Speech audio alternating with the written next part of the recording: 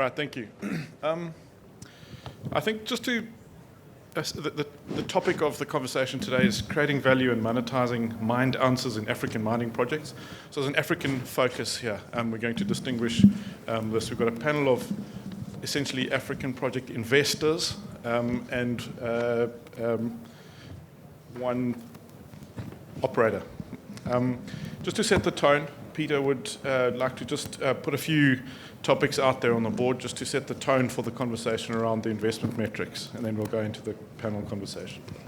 Thanks very much. I was on, I think, one of the last panels yesterday, and it followed a lot of good presentations with a lot of good slides, and we had quite a tough topic, and we didn't have any slides, and I think most of the audience turned into zombies. So I thought, let me put together some slides that show the environment that we're trying to talk about here, that we're trying to improve. We talked about ratings. You know, why are these mid-tier small caps ratings are so poor? What can we do to jack it up? The biggest thing against them is probably just history. And okay, this are all the resource shares on the Johannesburg Stock Exchange, but if they average a 13 PE for 50, 60 years, that's what we're going to have to try and beat. Otherwise, gravity's just going to pull us to a 13, and that means half the time they're below a 13. So we're not going to get a great PE working this sector just doing what everybody else is doing. And if we compare it to the S&P, which is what everybody's doing, because it's the world's greatest stock market by far, and every time someone wants to think it's dead, it just proves them wrong, buries them. We're maybe at 0.75 for the whole index. We're currently at 0.665. But it just shows resources have never been rated above the market, and they're definitely not going to be rated above it going forward. And we've got a lot of new technologies and sectors never imagined in the history. So it's only going to get more difficult, I think.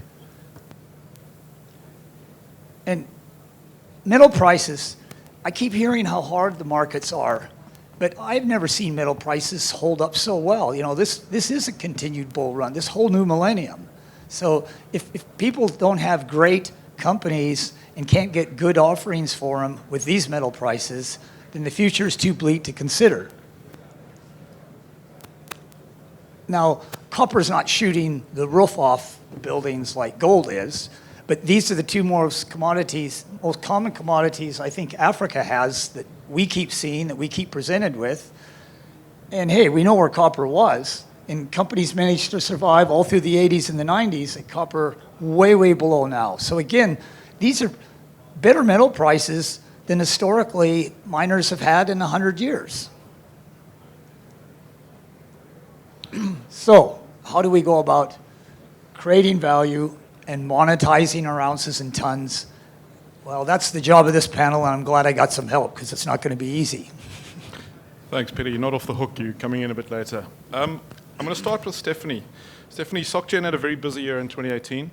Was 2019 as busy from a deal closing point of view?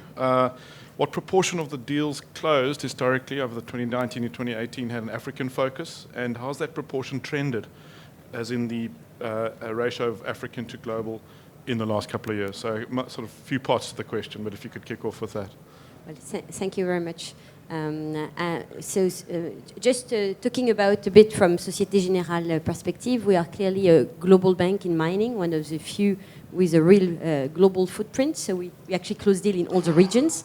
But I have to say that we are very proud to have closed one of the real landmark transactions last year in Africa, which was a GAC financing, a 750 million financing for a bauxite mine in Guinea, where there was, and it's a greenfield project with our partners from the IFC, and I'm sure Ignacio will say a few words about it as well, which actually proves that you can actually raise significant project finance money for greenfield project in a low-rated country in Africa, which is clearly a game changer for investors who want to have major capex funded in these African countries. So of course it takes a lot of goodwill to do that. We were far from being the only one. We were the advisor for for almost 3 years to help put the financing plan together. The IFC was clearly instrumental, but I leave you to comment on that. MIGA, we had several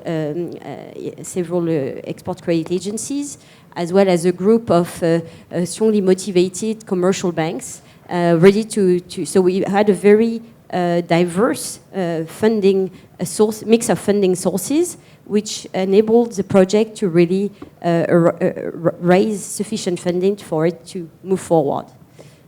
So that's probably a landmark transaction.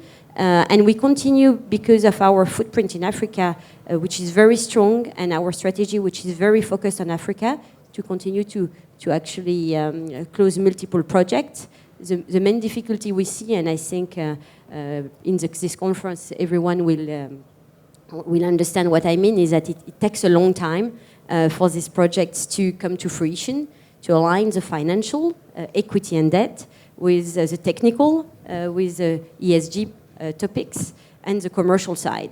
So I think we would wish to close more projects, but it does take time to have the right project to finance and have the right ingredient to make it move forward. The 3 year I was mentioning on GATC is not exceptional. Okay, thanks. Same question for Scott. Your African focus in the overall portfolio of your funding activities, is it trending upwards, or is it how's it looking in your world? Sure, thanks. So look, at Pacific Road, we have $800 million under management.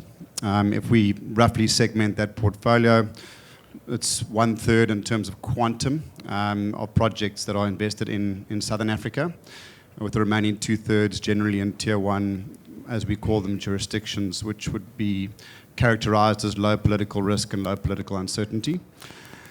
We tend to focus on Southern African jurisdictions that we as a management team and as an investment fund have experience in. So whilst we don't limit a particular country, we would tend to steer clear of jurisdictions where we don't have specific experience and specific capability to drive value. To address the question on sort of where we are moving towards in the current sort of macro environment, we've seen heightened tension between the US and China, which has come off somewhat in more recent times.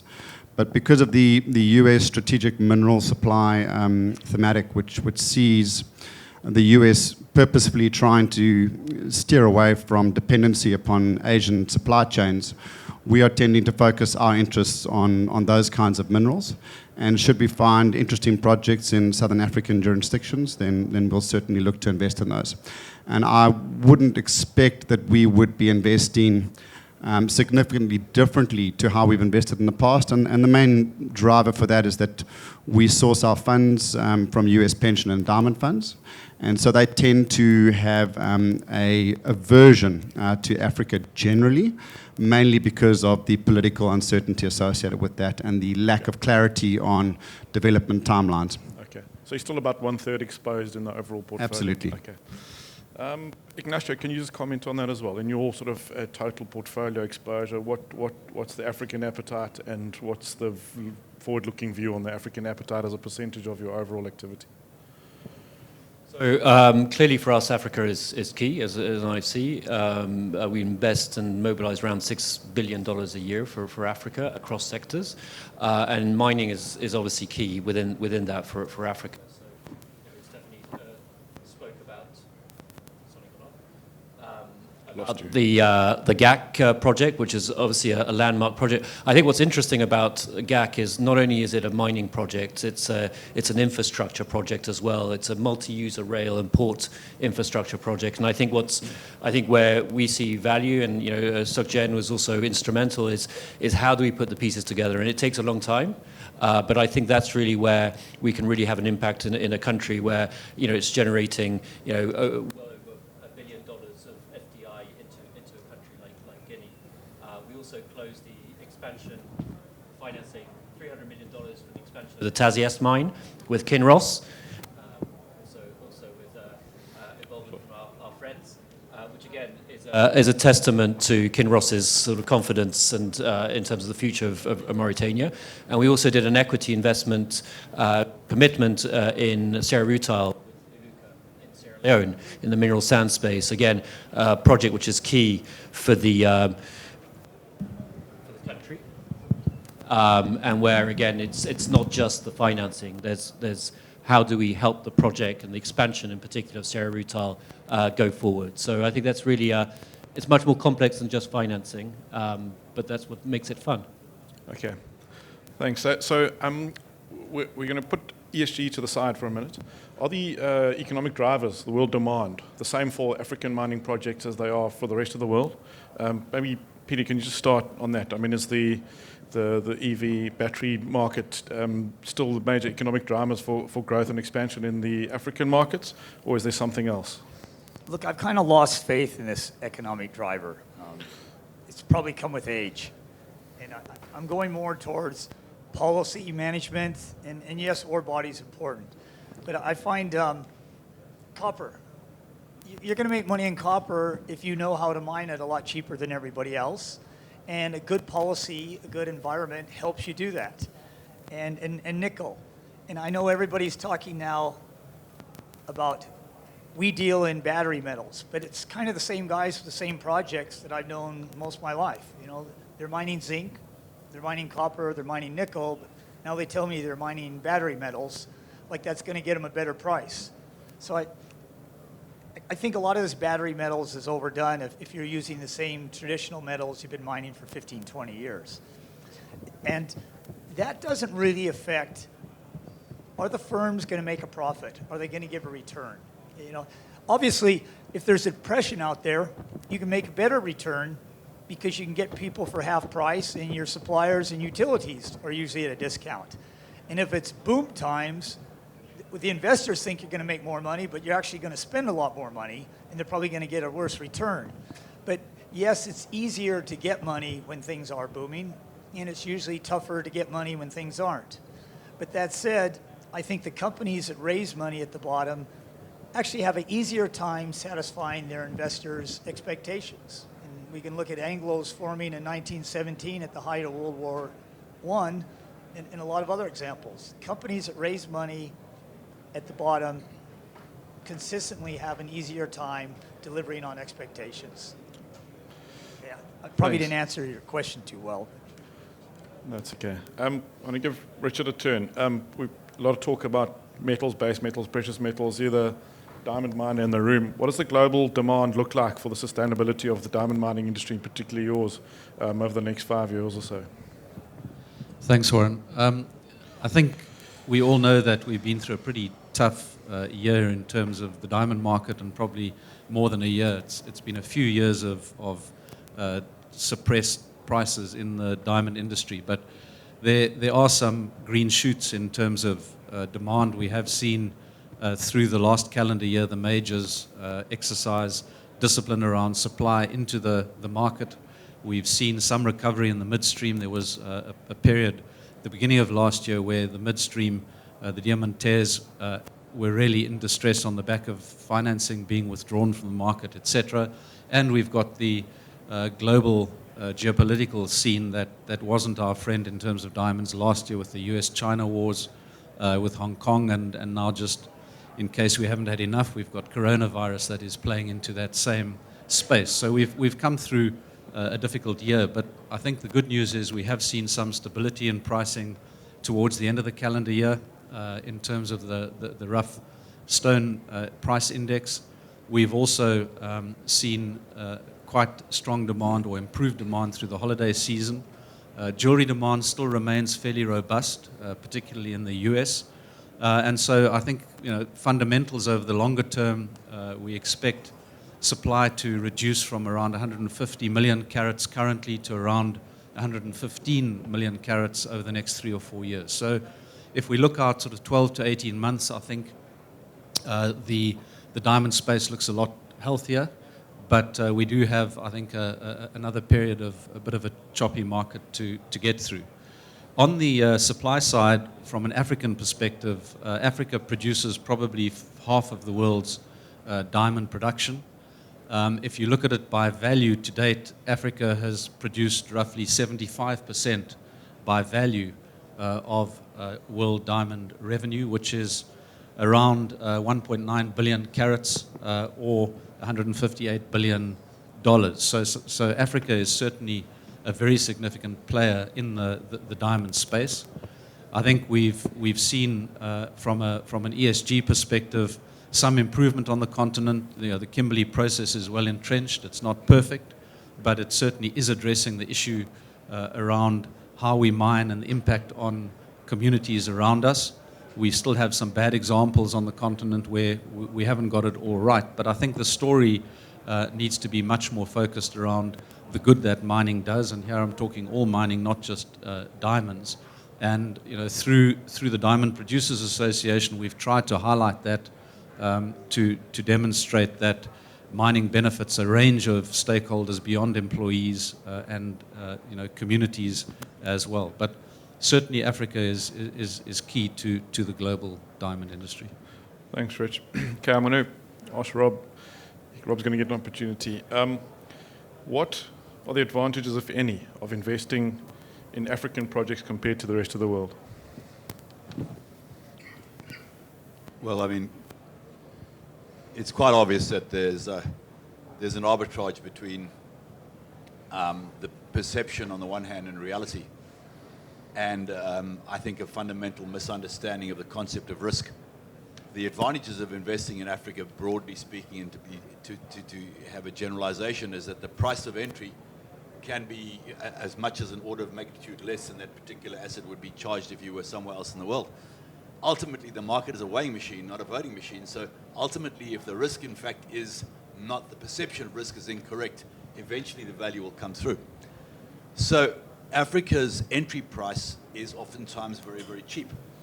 Now, I think people misunderstand risk.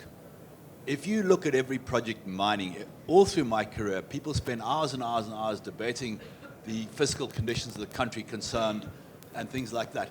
19 out of 20 cases when a mine fails, it's because somebody buggered up the dilution, or because the price of the commodity's gone wrong, or because the mining method hasn't worked, or because the metallurgy has screwed up.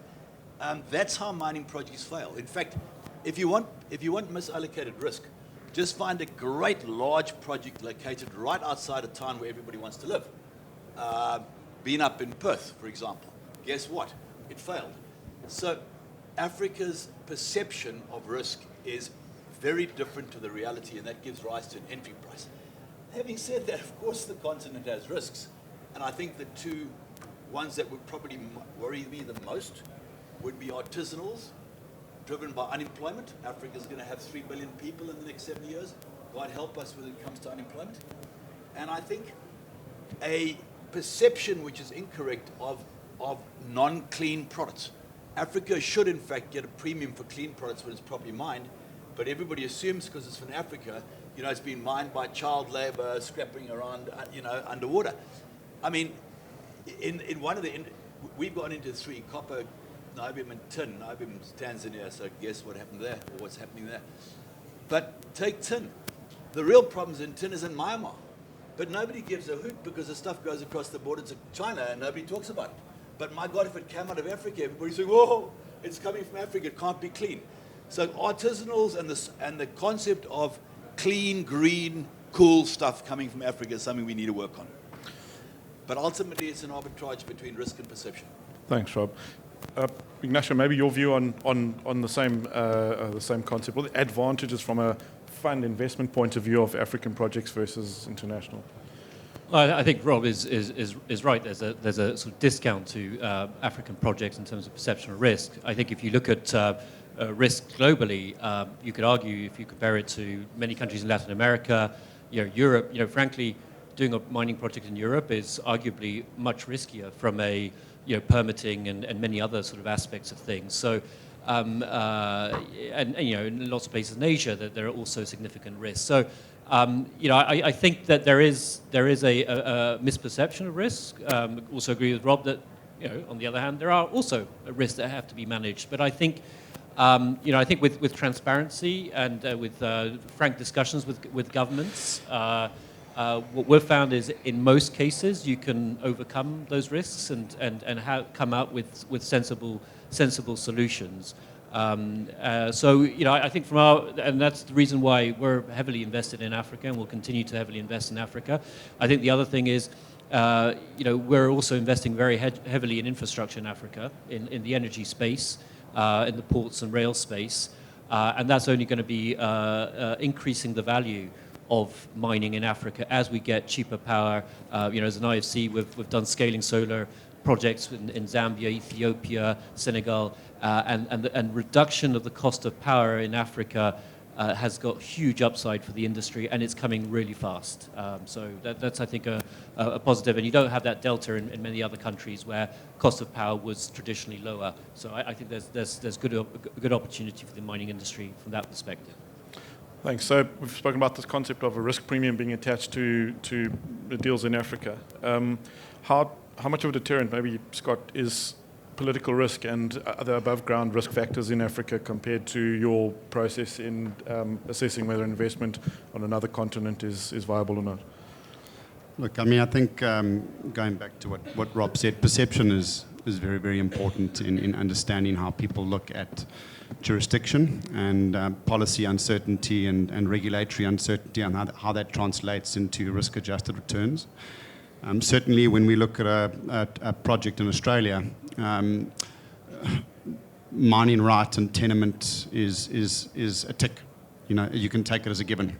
When you look at a project in Madagascar, or you look at a project in Kenya, or you look at a project in South Africa, for that matter, those kinds of issues, because of the horror stories that have emerged over recent years with BEE deals that have gone bad, it's very important to understand the integrity and the honesty and the corruption aspect of the business insofar as the management team is concerned. And then through that lens, seeing how we can really understand and unpack how mining rights have been issued and whether there's any real risk to the project in that regard.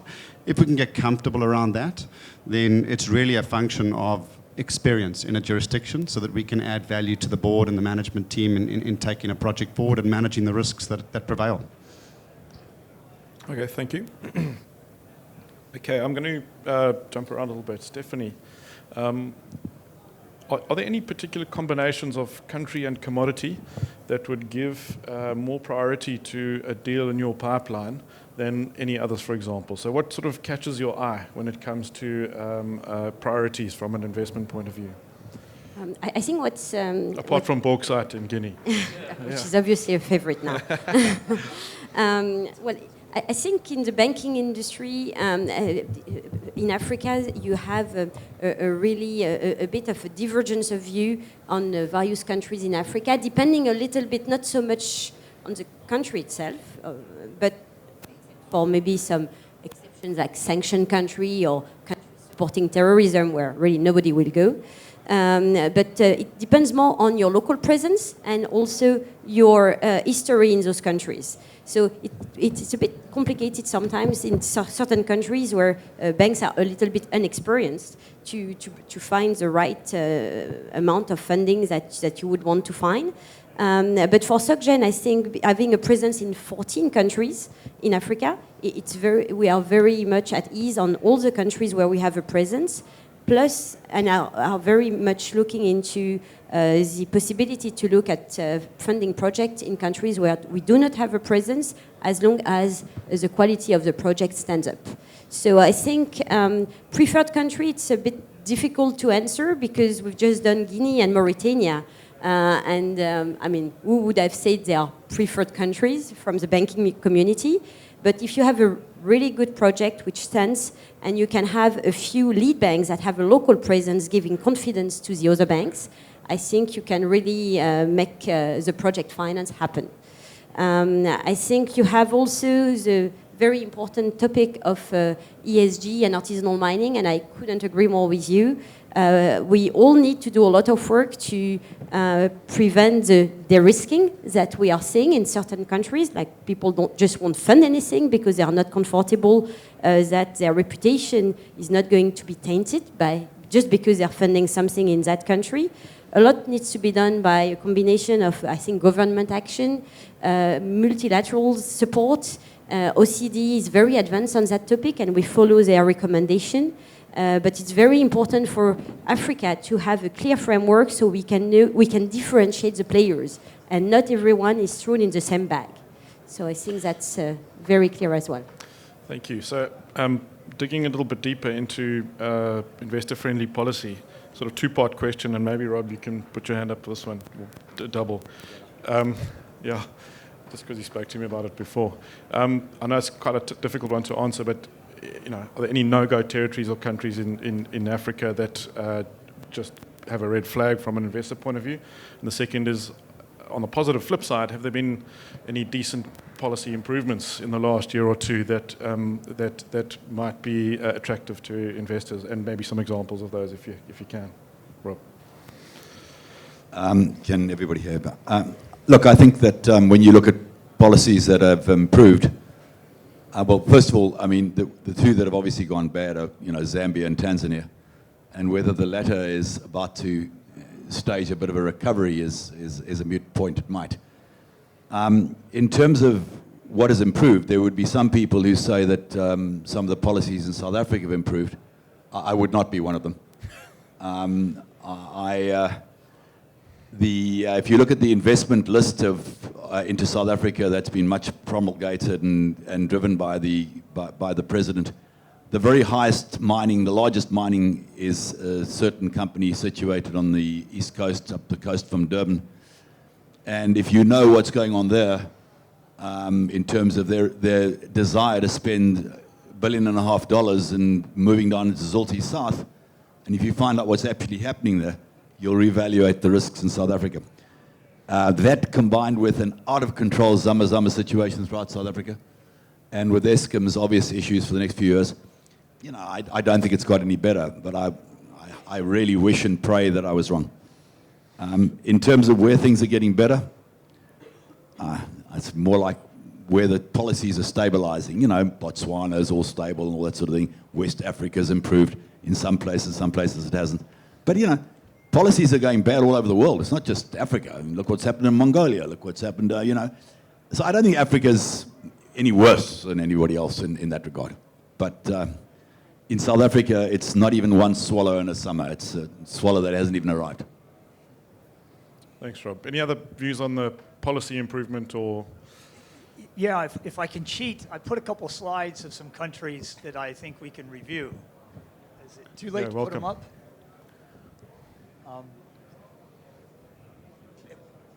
Could we just put up those slides again for a second? Okay, well, I think the ones that come to mind, I had 3 slides. One of them showed the DRC, where bad policy had driven copper production from 700,000 tons to 25,000 over 20 years. And then somebody there, whether it's a regime change or a brain change, just threw everything out and said, guys, just come back in and bring mines. And they went from almost 0 to today, they're about 1.2 million tons. And they got tens of billions of dollars flowing in that country in the new millennium. And Zambia did almost identical, and they went from 200,000 tons to 800,000 tons from 2002 till today. Now, Zambia, we know, is reverse course, so they've fallen from 800,000 tons down to 700,000, and there's worries it could fall more. DRC is stabilized at 1.2 million, so how long they'll stay there depends on how they progress their current policy and legislation. South Africa, though, fell from 200,000 tons in 1998. That was the great mine workers' strike, when the unions showed they were now going to control mining policy, not the mining companies. So we have fallen from 200,000 tons to maybe, I think, about 50,000. And as Rob says, I don't see any improvements in our policy. I see our mining minister who gets up in front of Indabas and says, I'm going to keep appealing that decision by the courts that said once empowered, always empowered. And I will appeal it until this country's up in flames or I'm long, long dead. And when your mining minister says that, and then he says you got policy certainty, I don't see any hope for the policies changing here quickly. But it does show I can send the slides around later. It does show the quick turnaround that once you put in a proper policy, for tens of billions of dollars to come in and your production to go up 5 and 10-fold, it's possible. It happens. It happens in lots of countries when they do that. Thanks, Peter. That's good to know. Right, sort of moving a little bit closer to the topic of ESG. We're not quite on ESG yet, but I basically it's a question with a few parts to it, and I'm going to ask if anyone wants to have a go. So we're talking about royalties and tax regimes in African countries. How do these differ from those in other parts of the developing world? Is the royalty and tax systems in African countries unique? Are they different? And also, what would the optimal mix of commodity export or profit export versus local distribution be from an investor's perspective? Maybe, Scott, can I ask you to start with that, and then maybe anyone else can jump in after that?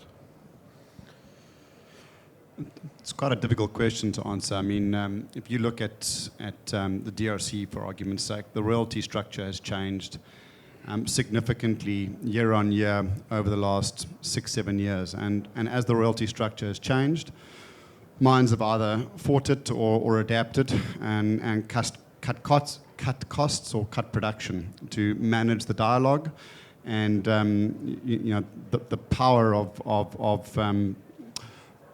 where the power rests in terms of economic return to the country. You look into Australia, there are still government royalties that are in the order of 5%, 6%, depending upon what commodity you're in. And so, I don't see that from a tier 1 mining jurisdiction to a third world emerging market jurisdiction, that those policies are hugely different. It's more about the certainty that comes with those policies and the ability for people to make long-term decisions around those policies being in place so that they can be planned for appropriately, the projects can be capitalized appropriately, and risk-adjusted returns are known. And so if you have the dynamic that Peter's talking about, which is quite often the case in the emerging markets, it just makes planning more difficult. And so as a result, one needs to have risk-adjusted returns that reflect that uncertainty. Okay. Rob, you got a view? Yeah, I think it should be stated that African countries historically and for some time into the future have quite weak fiscal collection mechanisms. So to collect tax is not always easy. Furthermore, their formal economies are quite fragile. And thus they cannot afford to ride a cycle of boom and bust in terms of taxes coming from profitability alone. So the trend towards higher royalties, which has occurred in the DRC, it's occurred in Zambia, it's occurred in Tanzania, it's occurred in South Africa, that is with us to stay, there's no doubt about it. And it's not necessarily a bad thing, because the countries concerned can get a better, more stable source of revenue, which is what they need. It's obviously only a bad thing when it comes retrospectively and out of the blue, as you were saying. Yeah. But per se, changes in the policy. Per se, the mix of tax being more in royalties and less in other things is not necessarily a bad thing for African countries. They actually need it. Just to add, I agree. I think there are two issues which I think we have to consider. One is the increasing trend of wanting to have state ownership, free carries, and that free carries or non-free carries, but that creates a complexity in terms of negotiations, project finance, visibility and expectations in terms of dividends for that government stake, and while you understand why governments want to have a stake in some of these enterprises, there's a level of capacity which is required to understand what it entails to have 10, 15, 20% stake in a company that might look for project finance, to be able to plan out what the dividends are going to be, manage expectations around that. So that's maybe something which is a bit more specific to Africa. I mean, not exclusive, but I think which is an important trend. And then the whole management of those royalties and taxes is as Rob says, there's not a lot of capacity in terms of collecting tax generally, but also in terms of spending the tax and being transparent. And therefore, the fact that many African countries are EITI members, but I think we have to go beyond EITI in terms of transparency and in sort of contract disclosure, use of the taxes and royalties. So I think that there's a way to go from that perspective, because that's you know, at the end of the day, it's not just about collecting more taxes. It's using those taxes in a smarter way and being transparent about it. Thanks. Okay, just sort of moving a little bit closer to ESG. In South Africa, we've got double ESG, the challenge where the extra E stands for Eskom. Now, power generation or the lack of power generation is it's not unique to South Africa, and it's a problem we see across the African continent. How much of a deterrent is it for investors in putting pen to paper for closing deals when you know that you've got to not only build a mining project, but you've got to, alongside it, put some sort of power generation plant together in a captive project? Do they go hand in hand? Does it enhance the investment at the end of the day, or is it a big deterrent? And anyone can put their hand up. Of course it doesn't enhance the investment. It costs money. How can it enhance the investment? Furthermore, somebody shouts at you because you're putting fossil fuels into the sky because you're using a heavy oil plant or something because you have no choice. Tell you one of the big problems with power in Africa is, you start a project, you put in some sort of solar bank or some sort of diesel-operated thing initially. But nearby is a good hydro river, and you do some studies, and guess what? It's viable. Happens to us all the time. And particularly now with the low head, high volume turbines that are coming into common use, it's a very thing. But the trouble is, the moment you say, "Hey guys, can we put a little hydro station in the river nearby the mine there?" Yes, but please feed this village and that village and the other village as well. Oops! Now suddenly, you've got a triple the cost hydro plant. So, of course it's a problem. Stephanie, how many of your how many projects do you see that have the sort of the dual requirement of captive power alongside the mining project too? Well, I think if we are going to talk about ESG, I think we need to have a bit of a broader scope because ESG is actually not only about energy transition or climate change. It's also about running well your operations, doing the right things with your community, the water management, your tailing dam. I think there is a lot of pressure and I think all the mining companies in this room would know about it, from their investor, both equity and bonds and banks. All the financiers want to make sure that the companies they support are responsible growth investments. And if companies cannot demonstrate that, I think they will not become not investable. Simple as that.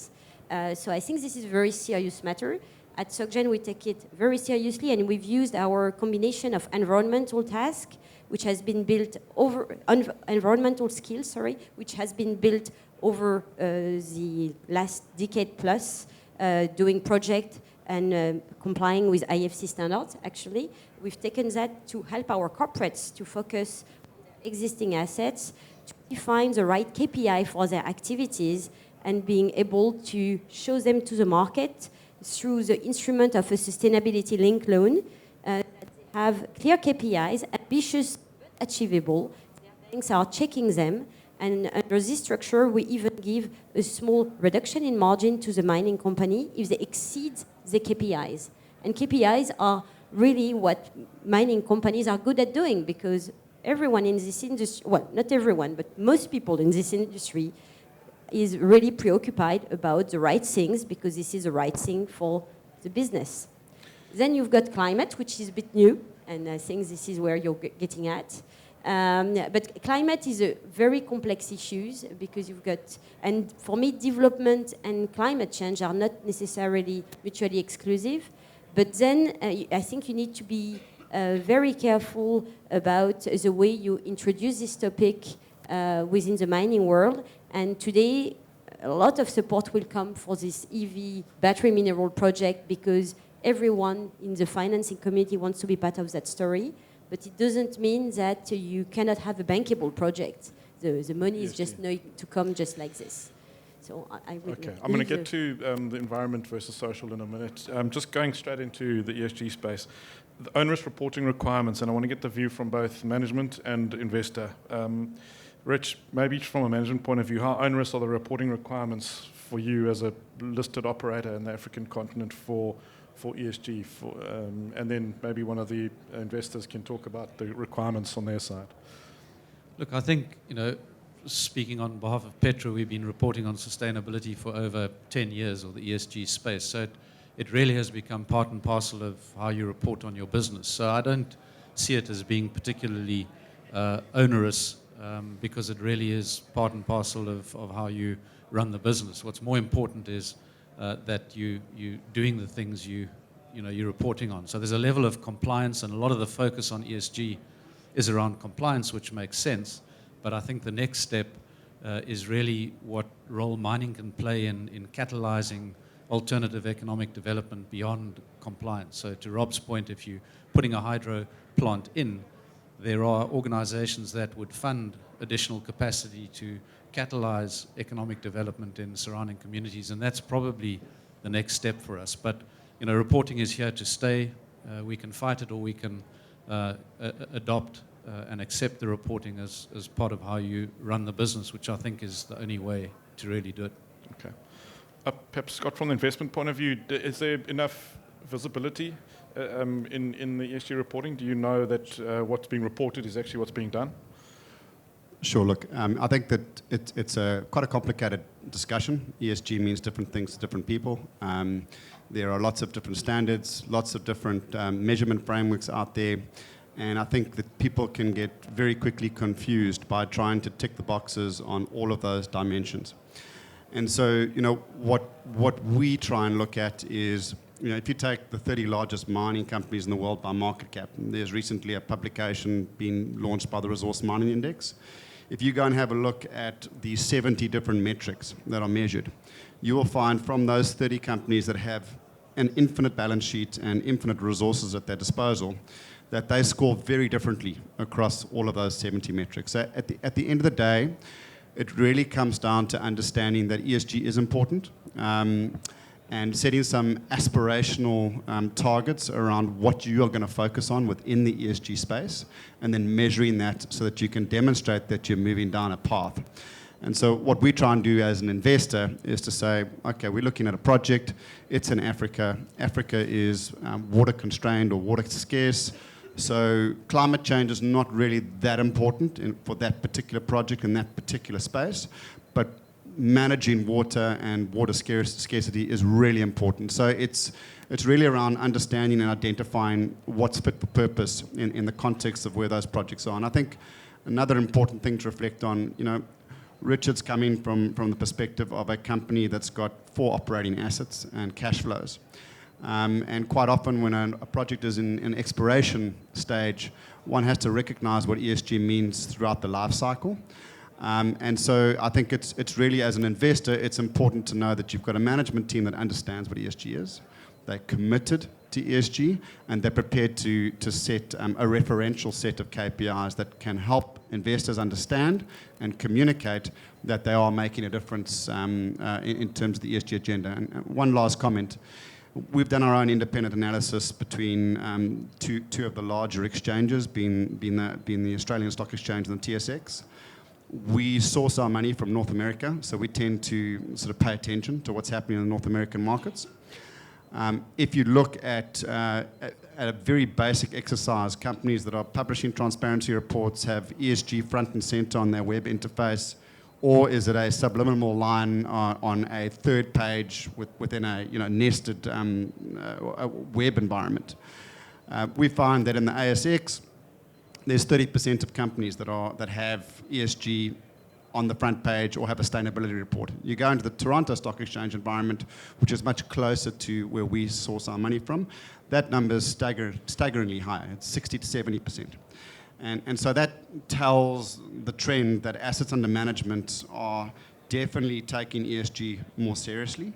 And if you're not paying attention to it as a junior in one way or another, or in some shape, form or another, people aren't going to invest in you. It's as simple as that. Thanks, Scott. I've got a couple of really juicy questions, which I'm afraid we're not going to get to because we're out of time. Thank you very much. I might give them to you guys afterwards, though.